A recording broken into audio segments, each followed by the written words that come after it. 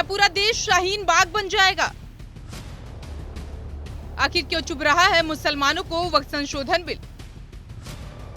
वक्फ board पास हुआ तो पूरे देश में होगा हंगामा। वक्फ बोर्ड बिल में संशोधन से मुसलमानों को क्यों लग रही है मिर्ची?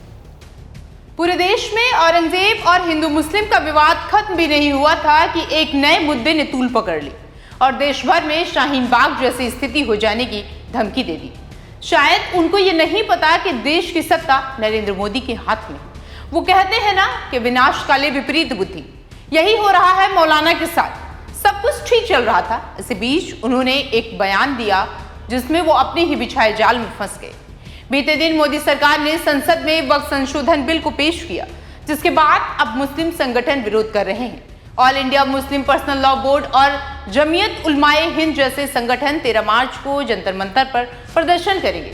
सरकार का दावा है कि यह विधेयक वक्फ संपत्तियों के बेहतर प्रबंधन के लिए है, लेकिन संगठनों का यह मानना है कि इससे मुस्लिमों के अधिकारों का हनन होगा और उनकी संपत्ति पर कब्जा हो सकता है। ये विरोध प्रदर्शन सीए, एनआरसी जैसे बड़े आंदोलन का रूप ले सकता है। मोदी सरकार वक्फ बिल को हर हाल में पास कराने की तैयारी की है।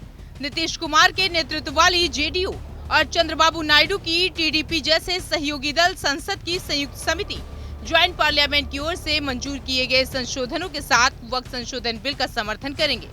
मोदी कैबिनेट ने भी संशोधनों को मंजूरी दे दी है। यह तय माना जा रहा है कि सरकार इसी सत्र में वक्फ बिल को पास कराएगी।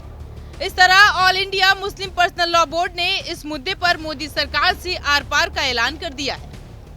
होली के एक दिन पहले मुस्लिम पर्सनल लॉ बोर्ड सहित अन्य मुस्लिम तंजीमों ने वक्फ संशोधन बिल के खिलाफ दिल्ली के जंतर मंतर पर वक्फ बिल के खिलाफ एक बड़े आंदोलन की कॉल दी है। AIM-BPL के अध्यक्ष खालिद सैफुल्लाह रहमानी का एक रिकॉर्डेड मैसेज व्हाट्सएप, फेसबुक और दूसरे सोशल मीडिया के जरिए सर्कुलेट किया जा रहा है। सैफुल्लाह रहमानी ने दीन का हवाला देते हुए मुस्लिमों से कह रहे हैं, जाग जाओ, घरों से निकलो। अगर वक्फ बिल पास हो गया तो कहीं के नहीं रहोगे। तुम्हारी संपत्ति पर सरकार कब्जा कर लेगी। अगर ये सब रोकना है तो एकजुट हो जाओ। 13 मार्च को दिल्ली पहुंचो और सरकार को अपनी ताकत दिखाओ।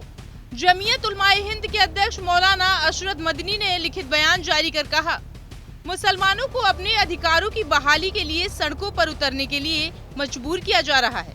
पिछले 12 वर्षों से मुसलमान धैर्य और संयम का परिचय दे रहे हैं, लेकिन अब जब तक संपत्तियों के संबंध में मुसलमानों की चिंताओं और आपत्तियों को नजरअंदाज का जबरन असंवैधानिक कानून लाया जा रहा है, तो फिर विरोध प्रदर्शन के अलावा कोई दूसरा रास्ता नहीं बचता।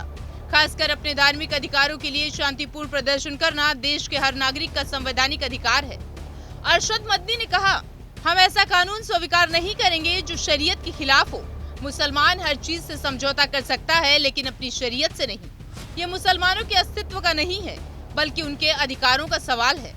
मौलाना मदनी के सुर से सुर मिलाते हुए AIM-BPL के उपाध्यक्ष उबैदुल्लाह खान आजमी ने मुसलमानों को शाहबानो केस की याद दिलाई।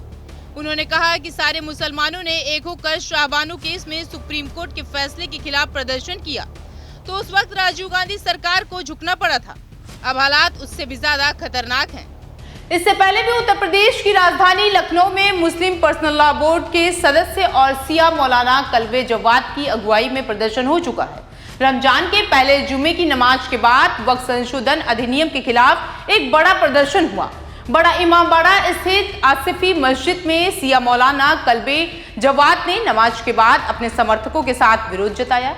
मौलाना ने इस कानून को मुस्लिम समुदाय के अधिकारों का उल्लंघन बताते हुए कहा कि वक्फ बिल में जो शर्तें लगाई गई हैं वो सिर्फ मस्जिदों के लिए हैं, जबकि ऐसे नियम मंदिरों पर लागू नहीं होते। वक्फ बिल संसद की टेबल रखने के बाद सरकार और अपने रास्ते पर आगे बढ़ेगी। उसके बाद ही मुस्लिम पर्सनल लॉ बोर्ड में या फिर मुसलमान तंजीमों के आंदोलन की रूपरेखा सामने आ सकेगी। पर्सनल लॉ बोर्ड ने जरूर आंदोलन करने की रणनीति बनाई है, लेकिन मुस्लिम तंजीमें कितने दिनों तक साथ रहेंगी, ये बड़ा सवाल है। वक्फ बिल संबंधी जेपीसी के सामने मजबूती से अपनी बातें रख सकती और अब विरोध प्रदर्शन कर सिर्फ लाइमलाइट में खुद को बनाए रखने की रणनीति है। फिलहाल इस खबर में इतना ही और ऐसी तमाम खबरों को देखने के लिए आप देखते रहिए जनतंत्र टीवी।